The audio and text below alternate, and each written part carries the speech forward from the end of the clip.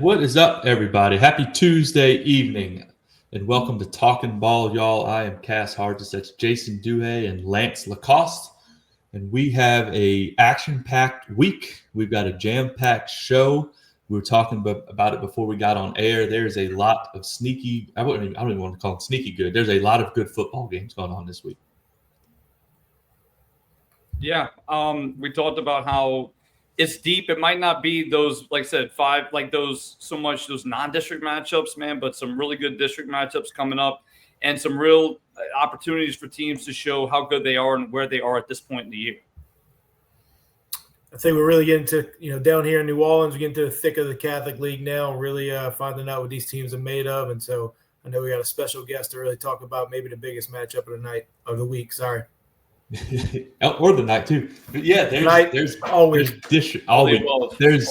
big time district games everywhere. We're at the point in the season now where you're right. We start to kind of find out who's, how much did the pre-district schedule tell us, and who can continue to get better throughout the season. And speaking of a team that's getting better throughout the season, the big matchup in the New Orleans area and the state, two undefeated teams, St. Aug and Carr.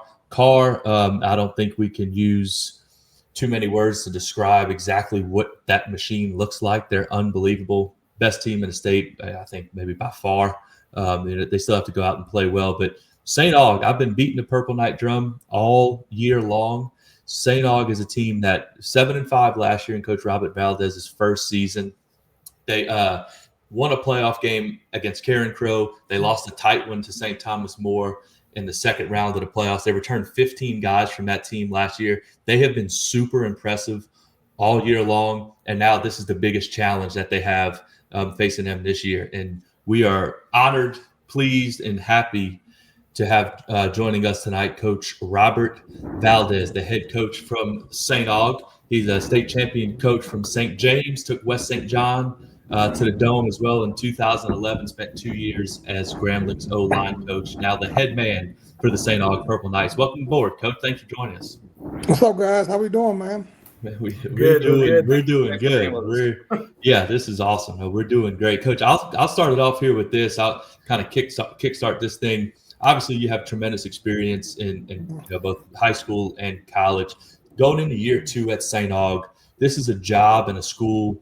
There's tremendous pride in that community. The people that went there, like the St. Aug community, rallies behind everything Purple Knights, and it almost felt like they just needed the right guy to get in there and kind of give some consistency to it to kind of have that thing take off. But you seem to have at least started off on the right foot with that.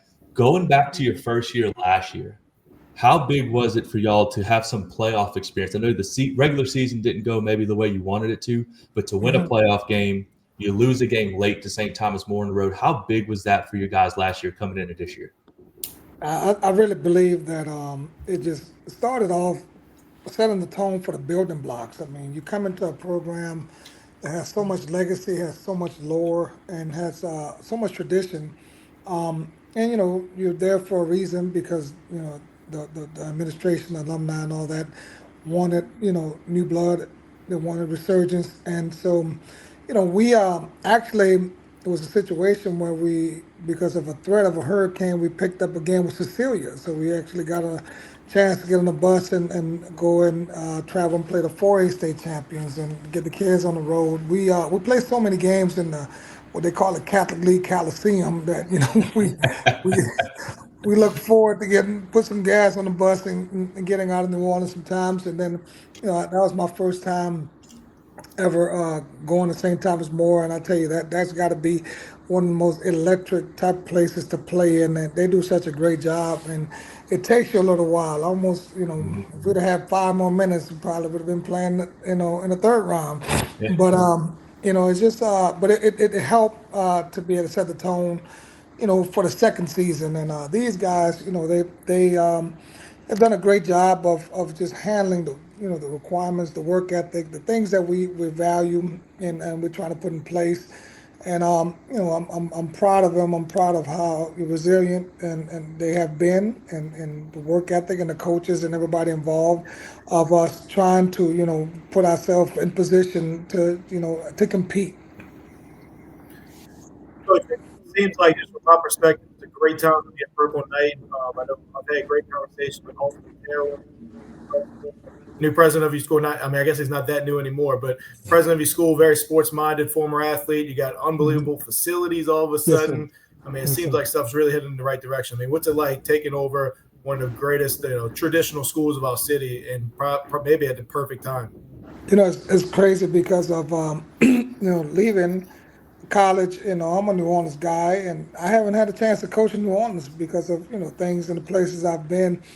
And so when this opportunity came about, it was hard to not really look at it. And then there was talk about the things that were going to be done and put in place, but you get there like, oh, this is not it yet. So you kind of had to have faith, and you had to trust in what President Taylor, Mr. Cam Bryce, the principal, and Ryan Sims, the athletic director, the things that we talked about. And late November of last year, we were able to practice on a practice field, which is turf. We were able to get into the weight room. We were able to see the locker room and see these things.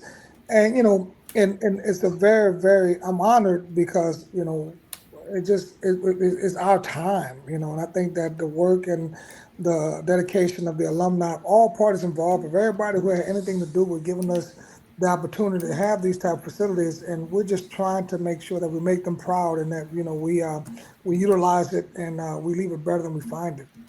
Yeah, doing a great job so far. Thank you.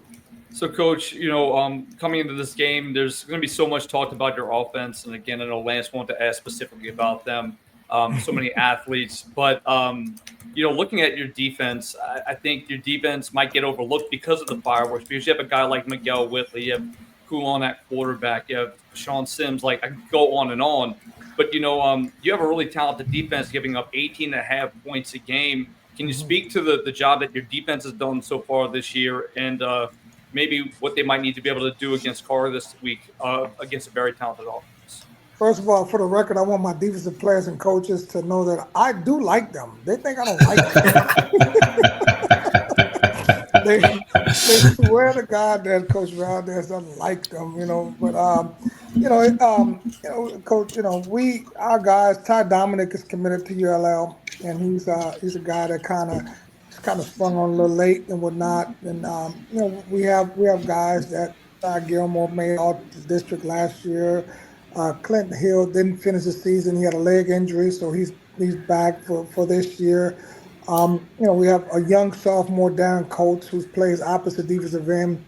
And I said it before, we make no excuses. We have about 14 seniors on this Division I roster.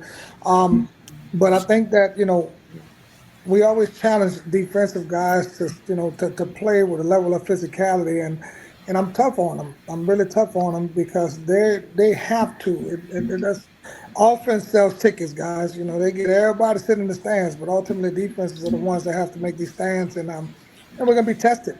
We're gonna be tested. We're gonna be tested by, like I said, I think Coach Bryce Brown's like a mad scientist. He finds loopholes. He finds gaps in within your defense and whatnot. And then so we're gonna be tested. We're gonna be tested at the line. I think that I said before that I think the line of scrimmage, the battle of the line of scrimmage, understanding how formidable they are defensively with their defensive line, but they take their offensive line takes a little back seat too. Then I think they're pretty good. Those guys are huge, athletic, and they transition a little bit more this year to being more physical in the run game, and they're doing that, which is totally contradictory to what Carr has been in the past. But so like I said, I think that our defense is going to have to just be stout. Play bend but don't break. There's going to be some plays that are going to be given up. But we're just going to have to just continue to set the edge, continue to fight, and continue to try to get the ball back to the offense. So hopefully we can, have some scoring opportunities. Yeah, speaking big picture going into the game this week, Coach, how have you handled or have you even thought about this? It's a big game because both of you are undefeated. Obviously, the opponent is who it is, but it's a big game because y'all are in it too. But how have you thought about how you're going to handle the next week and the next week and the next week, and not put so much on this week, no matter what happens, because after that you got Jesuit, then you got Rummel, and you got Brother Martin, and it just doesn't stop. Like, it's not like it's card and the season's over. So have you thought about what that may look like moving forward? You're going to think I'm crazy, guys, and I'm a little different as a head coach because I don't know, these guys are way too high strung. But, Saturday, the sun will shine, and I got tickets to the fried chicken festival. That's right. First time. So free plug for them. So, so first and foremost, before the Jesuit Blue Jays is Coach Valdez and Miss Valdez and our grandson are going to the fried chicken festival. So that's way more important than any game. That's way more important than any game. So that'll be my first time. So no matter what, like I said, that's what's happening Saturday. But in realistic, so to speak, we all always, want to be in these situations, and we want to put ourselves in this position. This is why this was such an attractive job, because you want to be able to play these type of games, and you want to have this type of excitement, and you want to be in this type of atmosphere, because like I said, there's a lot of things that come with it in terms of players and resources, expectations, all these things, but like I said, the sun will shine the next day, win or lose.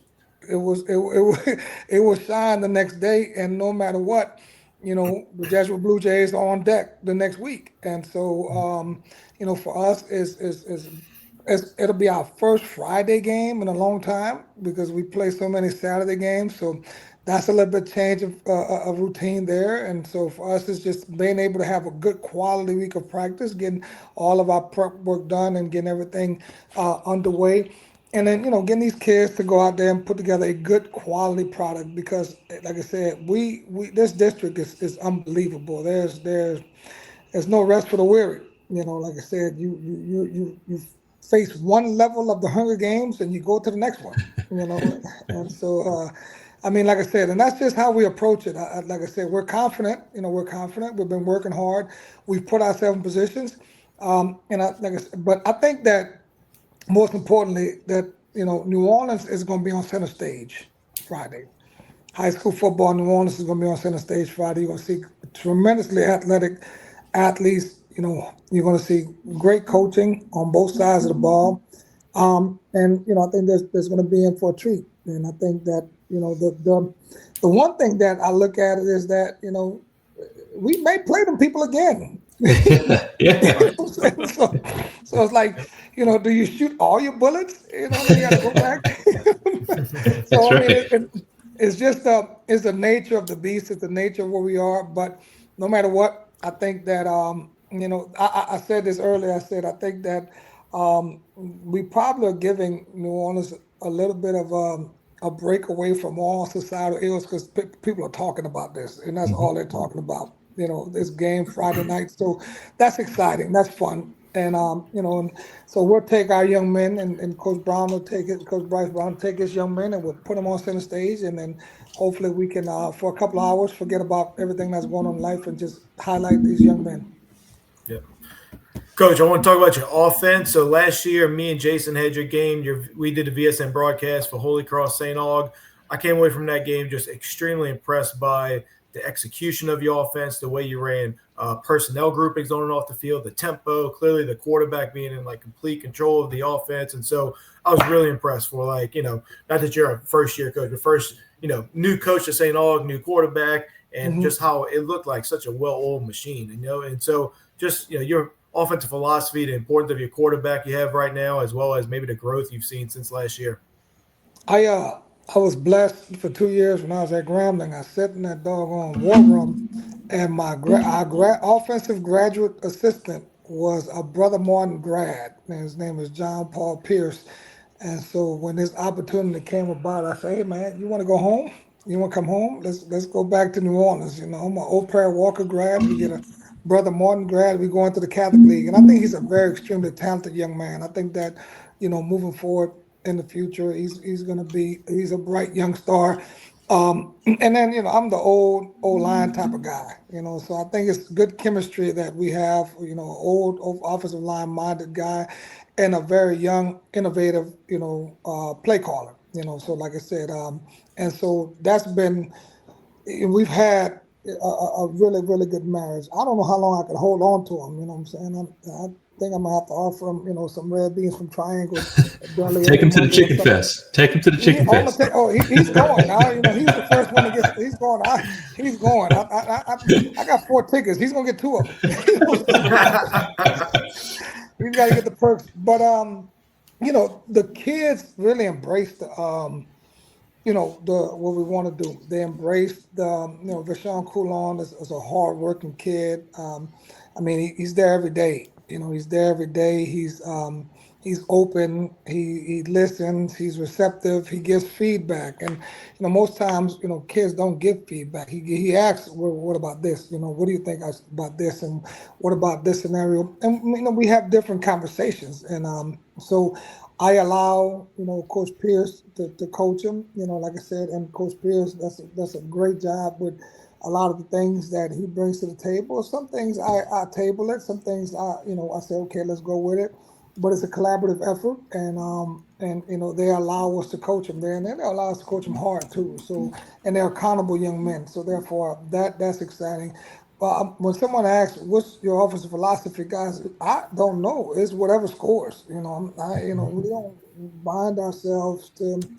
We're not a spread team. We're not a power team. We're a find a guy team, and we've been finding a couple of these guys, and they've been making plays for us. So, Coach, to your point, finding a guy kind of team. You've seen Miguel Whitley go up at certain points of the season. Raekwon Williams, Rashawn Sims, so many talented guys. And push it back, Keith Hill, a really talented guy. But you're going to go up, obviously, you're going to go up against your biggest test of the season this year. And when you turn on the film and you see Carr, what's the one thing that stands out to you on their offense and on their defense?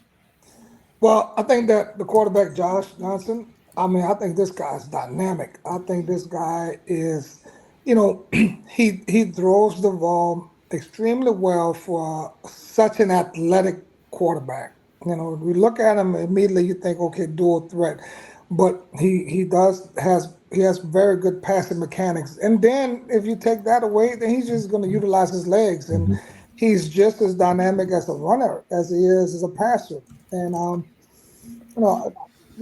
he's a refuse to lose type of guy. And if you look at the games that they've played and when they've been really challenged and battle tested, he's pretty much came through. He came through for them against American Heritage and made the plays that need to be made to win the game. And he is the undeniable leader offensively. They have the big running back, number 8, that's committed to Nichols.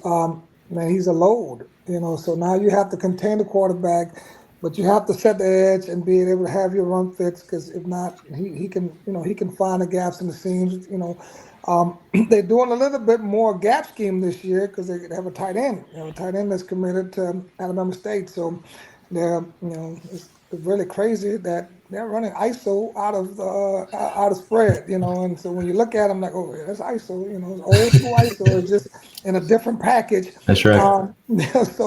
So now you can't flex your linebackers out because you got to contend with when they go 11 personnel.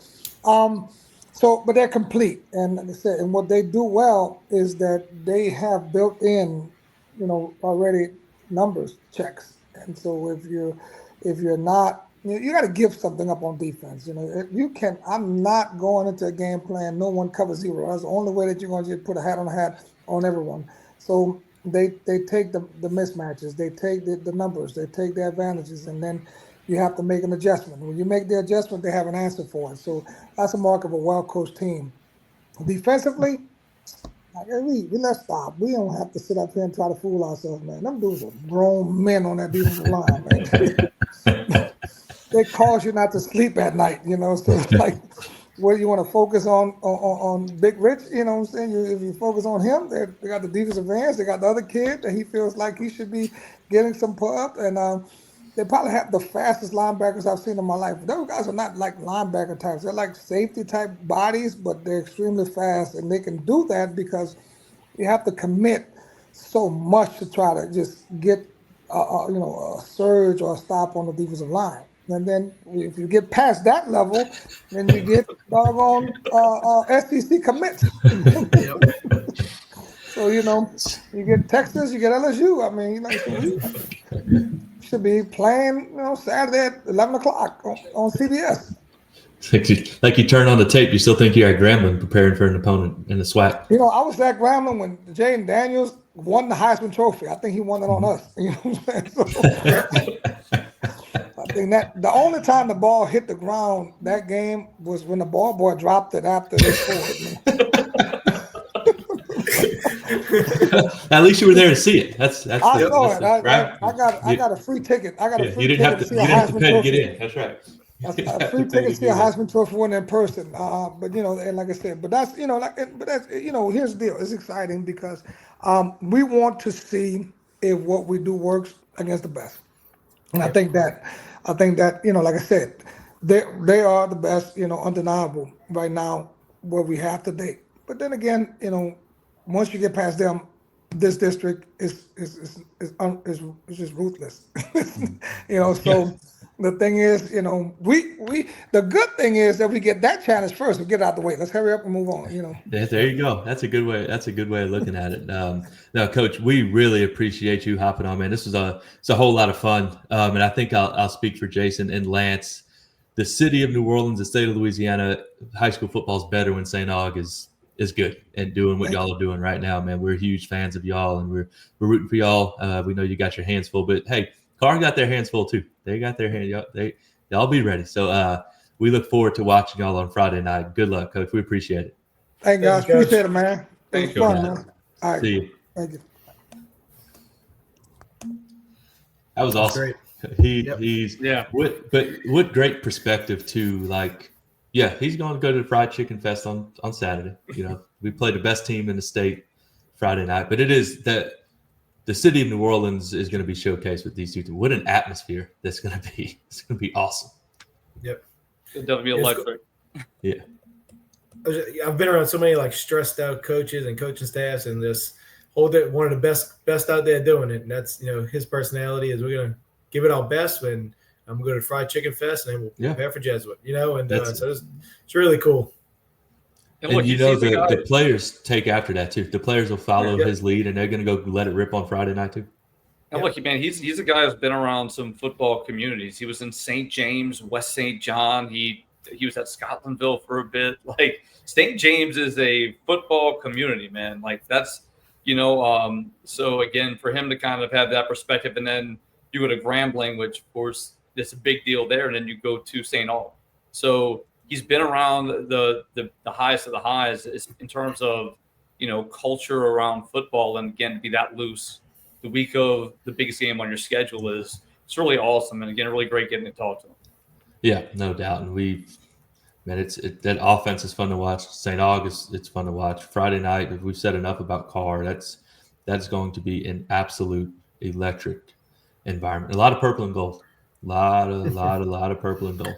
A lot of music, a lot of band. Yeah, yes, that's they do right.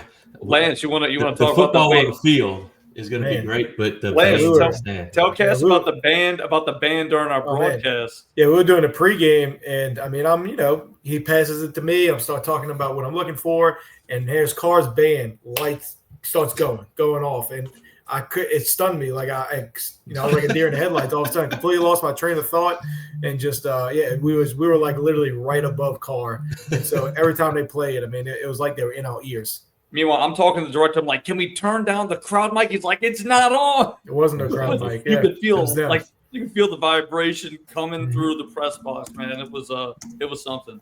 Yeah, that place is the game's at Berman. That is definitely a great atmosphere. Different atmosphere, but and like he mentioned St. Thomas More. It's different going to Carr too, so that'll be a whole lot of fun. We'll stay in New Orleans to preview our next game, Jesuit and Holy Cross. This is the 106th meeting between these two teams. It is the 5th oldest continuously played rivalry in the country. Jesuit leads the all-time series 61-43. And there was one tie. Holy Cross has won 3 straight in that series. Lance and I, we got to play in this game. It's special. It's more. The football game's great, but everything that goes on around the football game is also it's a really, really cool atmosphere. There's going to be, I don't know, 10, 12,000 people there. It's going to be a lot of fun. But Jesuit coming in, I don't know if their starting quarterback's going to be available. They may be on their backup. They may be on the third string. Coach Manali's done a great job, I think, just to get this team to this point of being 3-1. Holy Cross faced Carl last week. They got the honor of being the first Louisiana team to score on them. They scored 3 points. They lost 42-3. So how can they bounce back? And this is kind of feels like a pivot point game for both of these teams. Kind of create some momentum and win this game on Friday night. But it's a big one for sure. Yeah, just to reiterate, it's absolutely the biggest tailgate party in high school Yep. football. It is unbelievable. They take the whole block. So great crowd. There's a parade. There's all kinds of stuff. But, so both teams are a little beat up already. You talked about the quarterbacks from Jesuit. Holy Cross is already dealing with, a couple injuries because they played Carr last week. And so, but, with that said, Jesuit did a great job of still scoring 29 points last week, even with quarterback issues. So, I think, for Jesuit, when you don't even know who's going to play quarterback for Jesuit, that makes it a little bit tougher at times to even prepare if you're Holy Cross too. So sometimes that could even work to that team's advantage, I would say. But I think for Holy Cross, it's about getting back to who they were 2 weeks ago and really finishing drives. We've seen them move the ball even against Carr early in the game. They really moved the ball versus Carr had a great plan and just struggled to finish drives. So I think it's really going to come down to this game's always close. Who's going to win a turnover battle? And then can Holy Cross finish drives, or are they going to settle for field goals? And this is another test for this Holy Cross defense. Jair Burks is a really phenomenal athlete, one of the top track athletes in the country. I believe it's 110-meter hurdles. He ranks like top 10 in the country. Really fast player, return to kickoff for a touchdown. So to Lance's point, we talked about special teams being a real key for Holy Cross. You're going to be tested special teams with Jair Burks. You also have Roman Luray at wide receiver, who's another dynamic playmaker. So regardless how deep they are at quarterback, they have weapons to throw to. And while this defense has, again, had a rough time against Carr, I think 99.999% of all teams in the entire country would have some type of trouble with Carr. So I think you kind of have to push past what happened and look forward. I'm interested to see how this offense kind of responds to a rough week. Kieran Smith going up against this defense, it's going to have to be a key role of this offense. Keep their offense on the field, and ball control is going to be key for Holy Cross. But for Jesuit, regardless of who's at quarterback, again, getting the ball to your playmakers on the perimeter, just finding a way, whether it's bubble screen, whether it's quick slant, whatever you do, just get the ball to the receiver and try to get into that secondary of Holy Cross. Yeah, from Holy Cross, it's almost like you just throw away last week. Like you just see what they did for the first 3 weeks of the season. Aside from obviously being a little bit banged up, but like whatever happened last week, it's over, and then you move on. And then I think Coach Manali, whatever their quarterback situation is going into this week, they've already had a week to deal with it. So now you got 2 weeks of preparation. He's going to have his guys prepared, ready to go. And with all that said, no matter who's playing quarterback for either team, this is going to be a close game. It always is. It always seems like it's close, low scoring, a 4-quarter game. Probably expect a little bit more of the same, but definitely going to be a spectacle out at Tad Gormley Stadium on Friday night. Another big Catholic League matchup, Brother Martin and Rummel. They get together. Brother Martin averaging 42 points a game. Rummel defense has only given up 16.2 points a game this year. This is the classic offense versus defense. You've got Hudson Fields at quarterback for Brother Martin, throwing to maybe the best receiver in the country or one of the best receivers in the country, and Easton Royal. How can Coach Monica, Jacoby Dunn, and Mitchell Harris in this defense handle that, I think is going to determine who wins this game. Yep, I was going to say pretty much the same thing there. I think this is, this feels like one where Brother Martin's probably the favorite here, mainly because they're 4-0. This is also the best defense that Brother Martin has faced so far. Coach Monica and Rummel, they're going to have a plan for Easton Royal. And so I think that if Brother Martin wins this game, I would expect big games out of Rowan Lipscomb and Rex LeBlanc, two guys that are experienced players that made big plays last year. They have a lot more than just Easton Royal on that offense. And so that's where my brain is right now as I think about how this game could play out. Yeah, and I think – we know we've talked over and over about how talented Easton Royal is, and You're absolutely right. Some other guys are going to get some opportunities, and they've started to emerge throughout the season. On the flip side of the ball, and again, this is going to be a very boring day coming from me, it seems like, because I'm going to go back to that same well, but it just seems to be true. Rummel, to win this game, look to hold on to the football, ground the football, limit the way that offensive Brother Martin gets the football and what they do with it.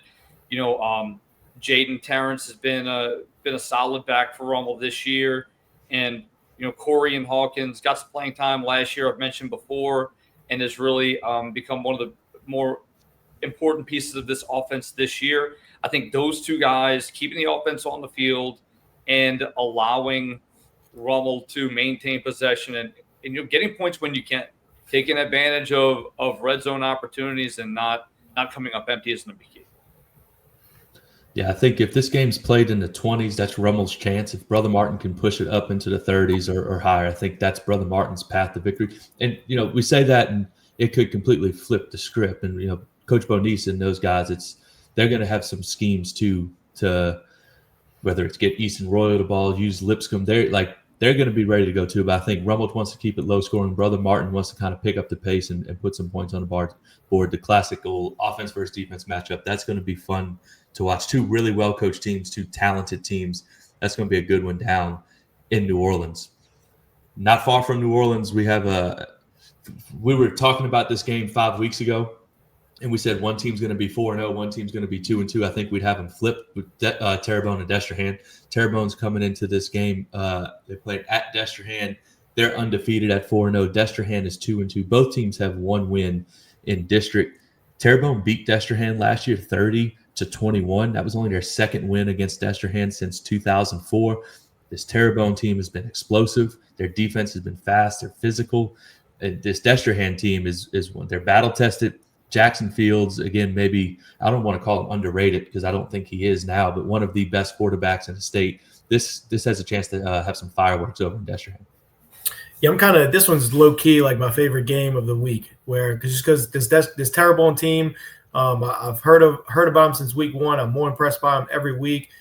They did beat Destrehan last year, but I'm pretty sure Jackson Fields was injured that game, and so Terrebonne beat up a Destrehan team without their probably best player.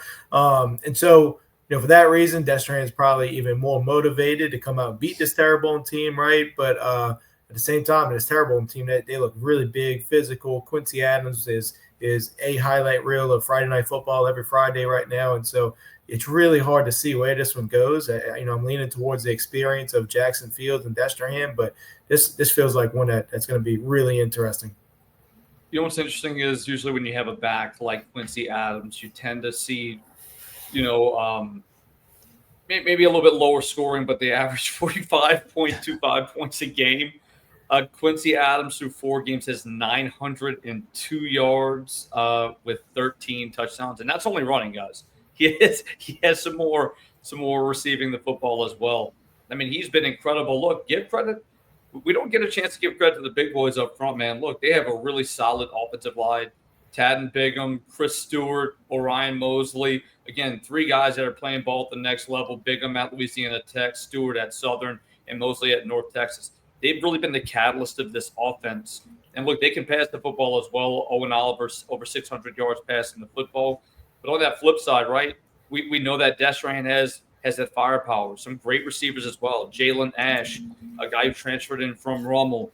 Malachi Dabney, who could be one of, if not the best junior running back in the state. So they've got some weapons, along with Jabari Mack, who's going to kind of get the headlines. But this is going to be a really fun game to watch. I would expect some offensive fireworks. Yeah, no doubt. Again, I think with Destrehan having a healthy Jackson Fields, that just may prove to be the difference, but I don't think we're going to count this Terrebonne team out at all either. Staying in that same area, we've got St. Charles going to St. James.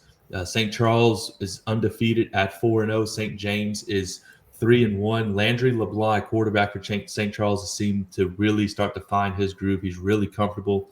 Skylar Edwards might be my favorite player on their team, though. Their running back is an athlete. He's fast. He runs physical he's not the biggest guy in the world, but he runs physical. And obviously that defense led by Brooks Monica, they're going to have their hands full with the St. James team that comes in averaging 40 points a game. But if we know anything about St. Charles, they're going to turn it into a defense and special teams game, and St. James may just have to try to find a way to win it like that. Yeah, St. James 3-1, kind of an underwhelming 3-1 just from some of their schedule so far. St. Charles, kind of, I would say the opposite. St. Charles has been super impressive at 4-0. Not surprised at all. Again, I seen that team in the playoffs last year. It just felt like a young group of kids that was going to be really good the following year, and they've been every bit of it. So really like St. Charles in this one. They do go to St. James, so that's not an easy place to go win a football game. So that could also be an element there. But yeah, man, you said it. All those guys you just named, LeBlanc, Edwards, Monica, some great players that I just knew would have a great season this year. And so really like St. Charles here. When you look at this matchup, you know that St. Charles wants to come in and run the football. Does this sound familiar, guys? That's why I told you it might be a boring night from my piece. You know that they want to come in and run the football. Skylar Edwards is going to be leading the charge, who broke off a few big runs last week. And the Comets put 21 points up in the first half and really were able to, rely on that ground game, rely on turnovers. This St. James team has some weapons offensively, and starting with quarterback Jawan Jackson, who could be one of the most underrated quarterbacks in the state. And what I'll say is this about the St. James team: they've kind of been dealing with some injuries. I know Jackson was hurt a few weeks ago. King Young, their running back, is reportedly been hurt the last few weeks. Cayman Mitchell at wide receiver has been hurt. But look, man, Jacques Villanueva is a phenomenal playmaker for the St. James team. That St. Charles has played against Dunham, who has athletes everywhere. I think this St. James team always seems to find a way to move the ball offensively. They're going to get tested. It was a low-scoring affair a year ago. It was a 15-11 game, which is not typically the game that St. James wants to play. But look, defensively for St. Charles, again, finding a way to not allow Jaquan Jackson to go crazy, limiting Villanueva's ability. And I think it's going to start with that secondary for St. Charles. A lot of the front seven and the linebackers get credit, man, but Preston Colm, one of their guy who's got a few offers, hasn't even been playing lately. He's going to be coming back later in the season. You got Anderson Briggs in that secondary as well, who's been all over the field. So I'm really interested to see this one because it's such a drastic contrast in style of these football teams. Yes, it is. And, we peg St. Charles as defense and special teams, which they are. But they do have good athletes. They do have good athletes. So that'll be a fun matchup for sure this week. Down out in the Lafayette area, Riverside goes to Vermilion Catholic. Vermilion Catholic wins the state championship last year. They made it to the Dome, I think, twice in Coach Brock Prejean's first 4 years. They make it with a senior-laden team last year. They finally win it under Coach Prejean. They start this year off 1-3. They lost a lot from last year's team. Their quarterback, do-everything guy, Jonathan D'Artes, seemed like he played there for 15 years. He finally graduates last year. They had kind of a rough start to their season. They got their first win of the year last week. Riverside making a trip. They're 3-1. Y'all can give whatever kind of analyst y'all want on this game, but Riverside they're my favorite because they have a boogie. They got Boogie Johnson, who's a 3-year starter as a sophomore, a super athlete, an electrifying athlete with the football in his hands. Vermilion Catholic trying to find their footing with some new guys. Riverside more seasoned, maybe a little more veteran team, maybe a little more prepared for this game. Yeah, anytime you get a chance to go get a win at a reigning state champ, I would say it's a huge opportunity for any program, right? And so that's why I really like this matchup and see how it plays out. Riverside, I really like this Riverside team. Saw them week 1. Lee Roussel, the head coach, Chris Lashney, defense coordinator, Corey Hardy, working with the receivers. Really good coaching staff for a small school out there. And so then they have great players, like you said. Boogie was unbelievable when we saw him. He's the most experienced sophomore I've ever seen. And he plays like a senior. And then they got a bunch of just tough football players. Like, man, they're linebackers. Some of them play both ways. They're just tough. Like, you can just feel that presence. And so I really like this Riverside team. We talk so highly about that Terrebonne team, who deservingly so. But Riverside, Division 4, I believe, right? Yes, right. Division 4 Riverside. went to Terrebonne week 1 and nearly beat them. They had the ball with a chance to beat them in the fourth quarter. So that's how good this Riverside team is. Yeah, you bring up a great point, which is, and it's that river, must be that River Bayou juice going. Look, those games are real, man. We used to play teams from the Bayou all the time when I was at St. Charles, and they had a little bit more energy to them. But I really think a lot about this Riverside football team. Jaden Obikwe is a guy who transferred in from East Jeff, running back. And we talk a lot about the receivers, which are all young, I might add, all sophomores and below. Boogie Johnson kind of leading the way there. And he's a very talented guy. But Obikwe, the experience, along with, their really talented quarterback in Brock Bourgeois, who feels like he's been there starting for forever as well, 3-year guy. And, they got a really solid offensive line. Aiden Bullock, who's 6'2", 270, was an all-state guy. Is actually committed. He's a really good baseball player. Southern. Yep. So clearly, a lot of times you want to say these big boys aren't really athletes. Man, look, you go play baseball on a scholarship. You're an athlete if you play baseball. That's what I'm talking about. Cass wouldn't know, right? But look, you go try hitting a fastball at 90 miles an hour. But I think there's you also have Ahmad Cage, defensive tackle, who's a big freak up front. I think this is a really athletic Riverside team. Vermilion Catholic kind of struggling to find their way. And while I like Riverside in this matchup, there's a huge opportunity for Vermilion Catholic. If they can pull off this win at home, you kind of have the crowd in your favor. This is going to be a turning point for your season. And again, if they want to start moving things in the right direction, getting a big win is crucial to that. And this is a team that's not accustomed to go starting the season 1-3. They went undefeated last year with a win over state champion Catholic New Iberia. They were the only team to beat Lance. That team that we watched last year, they were the only team to beat that Catholic New Iberia team. So for me, I think this is a crucial point in their season. Yeah, it is. And we talked about going on a road, and Vermilion Catholic's not an easy place to play either. It's not easy to get to out there. It's in Abbeville, and that being Division IV small school, like it is a very cool atmosphere, and what a great opportunity they have this week with the Riverside Rebels coming into town. A little closer to home here, over here to us, we've got Jules Sumner going to Franklinton. Franklinton's 3-1. Jules Sumner is undefeated. This is kind of a little bit of a rivalry up there.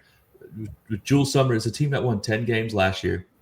They're off to a 4-0 start this year. Their defense has only given up 9 points a game. Franklinton made their trip to the Dome a year ago under Coach Salt. This year they go to Covington in week 2, and that's their lone loss. They've already beaten Amite, Pine, Fontainebleau.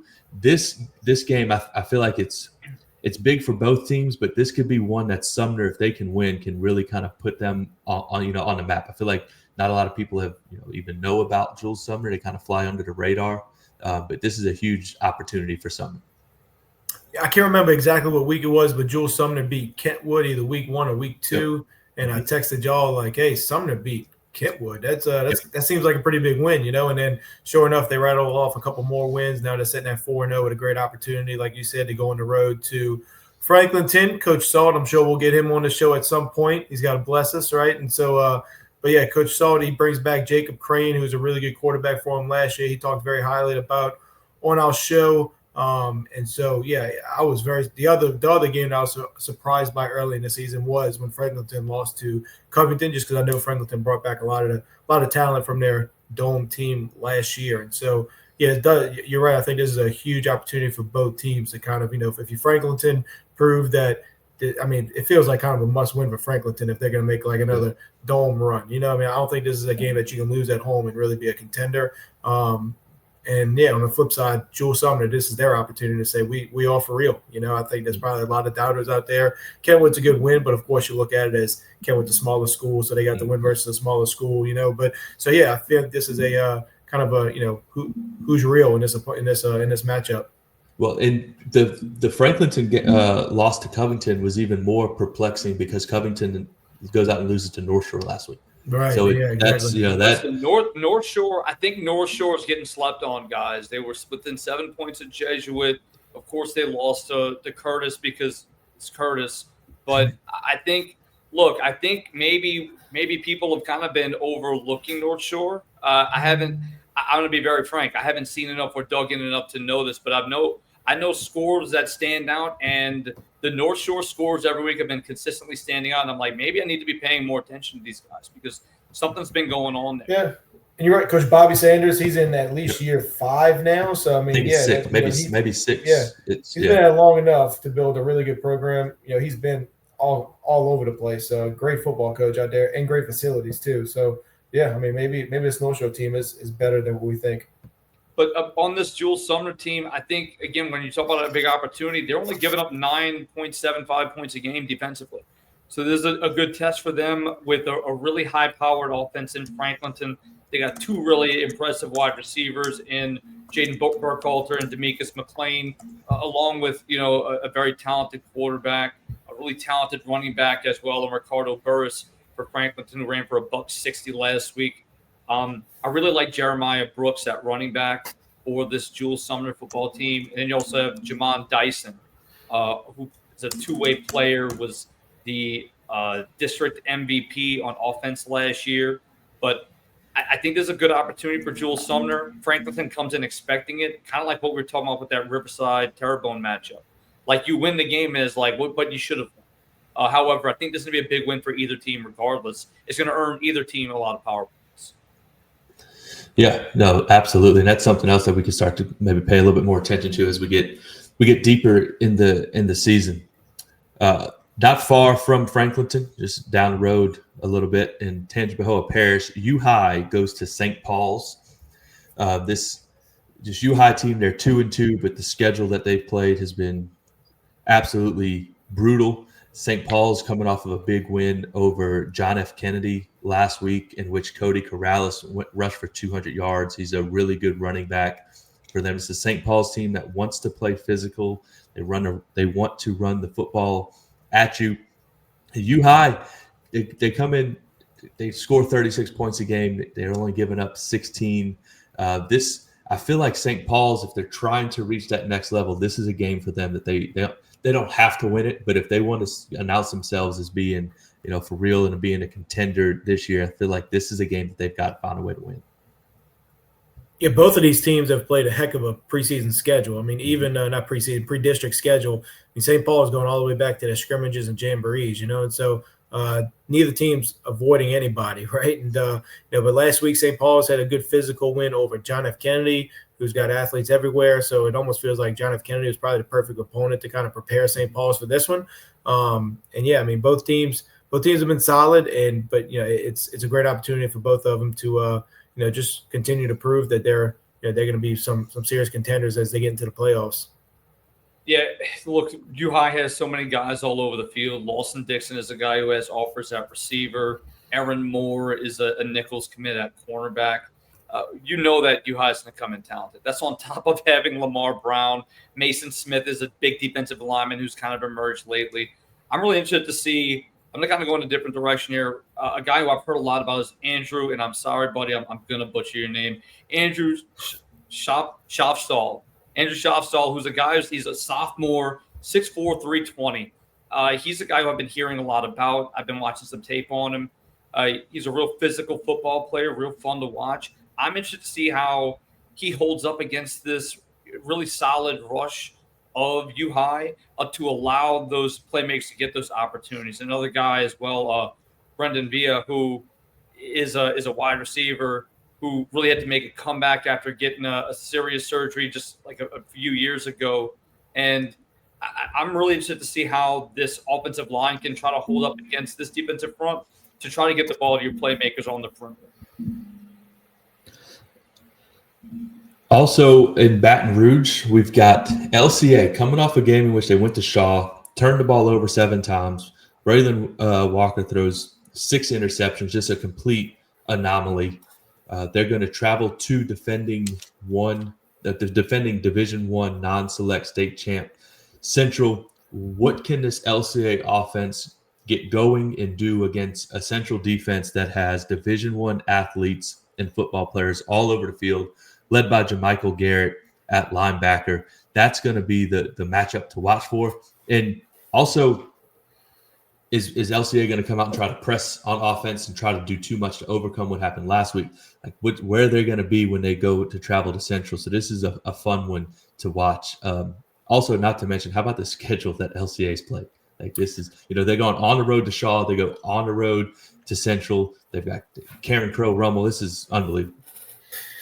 That's exactly what I was going to say. And, there's another one. I've said this about a couple other opponents too, but like this LCA team, if they do, if they come out on the wrong end of this one, you look at an LCA team that probably won't be like one of the top ranked teams when the power rankings come out, and somebody's going to be unlucky, And so, Yep. But anyway, LCA, I feel like that LCA team probably didn't come ready to play. Probably was overconfident last week. I'm sure that's what they're were being told all this week. So I'm willing to bet that they are going to come out super prepared for the Central team. Central's got a great team, great defense, like you said, Jermichael Garrett going to Ole Miss, and so it's going to be a tough task. I mean, you come off of a tough couple weeks, and who you got next? Central 4-0, so heck of a schedule. I wonder about how's LCA holding up, injury wise. We play a tough schedule like that. They had full strength, but either way, I feel like you're going to see a great game plan and a great effort from LCA, especially with Braylon Walker. As the odds say, he's going to have a great night. Yeah, I'm interested to see how Braden Allen comes out. Recently just decommitted from Tulane, really kind of has targeted on Oklahoma and Colorado coming down the stretch. But that's a big announcement to make the week after a loss going into Central. But look, this LCA team has a lot of offensive weapons. We also mentioned Bellard in the backfield, who's been phenomenal, along with the incredible quarterback play we've seen. I think it's safe to say that's probably the worst performance we'll see from LCA offensively all year. But you're trying to rebound against a really solid defense like we talked about. There's a defense in Central that's not yielding much, playing some top-notch competition. You also have Scott Smith, Houston commit, who's also playing on the edge along with Jermichael Garrett. There's a lot of talent on this defense, but I do think that's going to be the matchup of the game, is watching this explosive LCA offense and seeing, can they overcome themselves and kind of move past last week, because the mental game is so much a part of whether you get a win or a loss. And overcoming last week is going to be key in this game. Yeah, and what's kind of stands out to me too, as talented as the Central defense is, they're giving up 29 points a game. So that's 24 points a game. So that's still, maybe you like to see that number be a little bit lower, but can LCA find what they had the first 3 weeks of the season? And you make a long trip to the West Bank, now you got to go make another long trip to Central. So interested to see how that goes for them. Up in North Louisiana, we've got Captain Shreve and Airline, 2 teams who were 3-1. Captain Shreve has already played 3 district games. This is such a big district. They've started so early in the football season. They're undefeated in district. Airline is 1-1. The score last year when these 2 teams played was 69-68.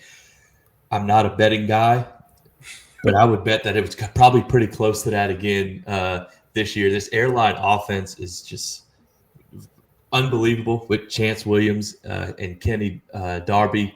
And this Captain Shreve team has not given up less than 34 points in a game. So there's points to be had in this game. Yeah, I had to put this one on the list just because I felt like the over-under in this game would have to be like 125 points. Take the over. And I don't care what it is. Still probably take the over. So it's just the opposite of what we're used to seeing down here with the way the Catholic League plays, And so, but yeah, I mean, there's going to be points for days. And, what blows me away, it's not just all through the air. I mean, we're looking at a Captain Shreve team that has 4 dudes over 300 pounds, as well as a Wake Forest running back that ran for 2,200 yards and 32 touchdowns last year, and he's back. So they're doing it. It feels like this Captain Shreve team's doing it through the air and on the ground. And on the other side, Airline's got, I believe, by Jason's measures, the best receiver in the state in Kenny Darby, right? He's one of them. I still think Miguel Whitley's in that conversation. Junior, it's really hard when you're talking cross class. I think Miguel Whitley and Darby are definitely in that top 3-4 conversation. I'm really a big fan of both of these guys. But I'm going to tell you, ironically, talking about another team which has one of my favorite athletes in the entire state, and I apologize if I put your name, Jamercia Plater. I watched this guy's tape over the summer. Man, try tackling him in a telephone booth and you'll still miss 3 times. He is super electric. He's like a bottle of lightning. He spins, he jukes, he'll run past you. He can run circles around you on the way to the end zone. He's really fun to watch. And of course, the other side of the ball, Airline, they love to pass the ball. They love to play numbers game. They were even mixing Darby up in the backfield last week, kind of allowing him to run the football some. Terrence Hayes is a guy who stepped up at wide receiver for them. Expect fireworks early and often. It's going to be a lot of fun to watch. And don't forget about my guy, Cardarian Devers, wide receiver for Cap and Shreve. Really another great athlete, can go up and make some grabs. When you talk about offensive display, and scouts are going to be at this game looking at either team and like around 7, 8 to 10 guys, this is the game to go see if you're looking for offense. I don't know. You think this game ends before midnight? I mean, it depends on if they change the overtime rules, right? If just a little plug, if you move the ball back to the 30-yard line, maybe we wouldn't have so many overtimes. Just a thought. That's also true. I watched an overtime game last week, and you got to go 10 yards. You've gotten accustomed to that, huh, Kaz? I feel like you've seen a few of those this year. We have. Hopefully we don't have many left. We can just kind of win it going away. But I agree with you. The putting the ball at the 10-yard line in overtime is, I don't like it. I don't know. But if you want to put in a shameless plug, I'm agree with you because I'm not a fan. Back it up. I would even like to see it get backed up to just put it at the 20. Like make you get a first down. Like you have to get a first down before you score. You need to do something. All right. That's enough of the rules of the game with us. We could be here. We could be here all night. But that's y'all got any other games y'all want to touch on? Anything else? I mean, only other one I'm interested in really is Slidell Hammond. You know, Slidell. They had one bad loss to Easton, but other than that, they've been impressive. They look like they got some really good weapons on offense. They got blown out by Hammond last year. Hammond's 3-1 again this year, and so this feels like a put up a shut up type game for Slidell. Yeah, I'll go. I'll touch a few real quick. But the one I was trying to find is one that we were talking about before the air. I really am interested in the Sacred Heart Westminster Christian game. 2 undefeated teams.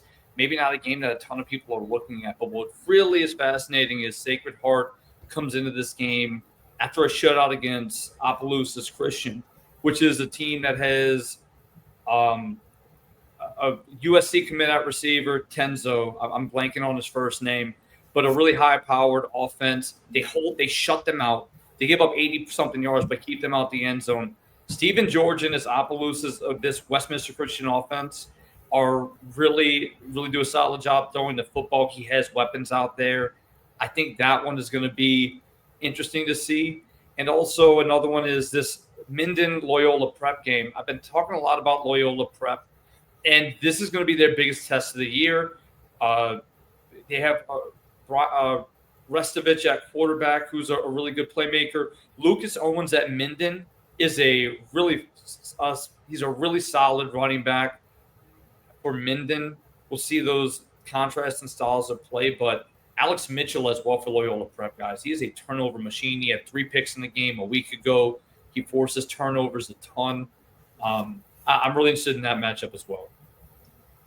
One more I'd like to hit on in Tangipahoa Parish is Amite goes to Kentwood to go play under the tank. Both of these teams come in at 2-2. I don't know if this is a vintage, maybe even for either program. I don't think this is a vintage Amite team or even a vintage Kentwood team, but this is a big rivalry. They're going like that. Speaking of good atmospheres, this is going to be one of them. Both teams lost their first 2 games of the season. They're coming to this one on 2-game win streak. So who can kind of keep it going and kind of get their season back on track? And the loser that's really going to be facing an uphill battle for 2 proud and talented programs. But that's going to be a fun one out in Kentwood. If y'all haven't seen the game under the tank, you need to go check it out. It's there's a guy like an adult that dresses up in a kangaroo, and that's their mess. It's awesome.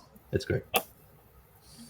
It is great. All right. Well, that was Coach Valdez got us off to a great start. That was a heck of a show. right there. But if you're still watching, we appreciate it. We're here every Sunday and Tuesday night live. You could also catch us on VSN Live or on demand. Don't forget to follow us on our Twitter or X account at Talking Ball LA, and then also on our YouTube channel, Talking Ball. Y'all, we will see y'all again on Sunday night to recap all of the happenings of a jam-packed and exciting weekend of Louisiana high school football. For Lance and Jason, I am Cass, and y'all have a good night.